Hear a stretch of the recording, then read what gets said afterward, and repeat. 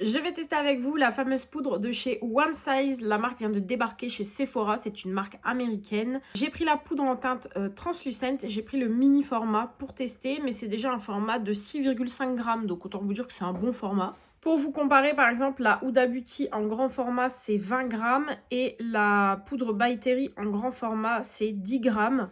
Je vais venir la prélever directement avec ma houppette et je viens bien la faire pénétrer dans la houppette. Je lisse bien mon contour de l'œil et je viens l'appliquer.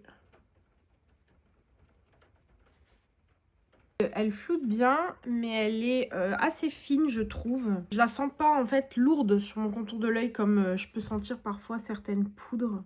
Je vais faire la moitié du visage pour qu'on puisse vraiment voir la différence. Je l'applique vraiment sur les zones clés à la houppette. Aile du nez, sillon nasogénien. C'est la teinte translucente, je sais pas si vous verrez bien, mais dans le packaging, elle est un petit peu jaune beige. Mais sur la peau, franchement, elle colore pas vraiment. Je viens prendre un petit pinceau, enfin un gros pinceau, c'est le pinceau poudre de chez Formi, pour terminer de poudrer. Parce que j'aime bien poudrer en légèreté sur le reste du visage. Et du coup, j'espère que vous verrez bien la différence entre les deux côtés. Ça m'a très bien lissé la zone ici où j'ai des pores assez dilatés. Ça a bien matifié au niveau du front, j'espère que vous verrez. Bien que j'ai envie de vous dire n'importe quelle poudre vous mettez, ça matifie très bien directement.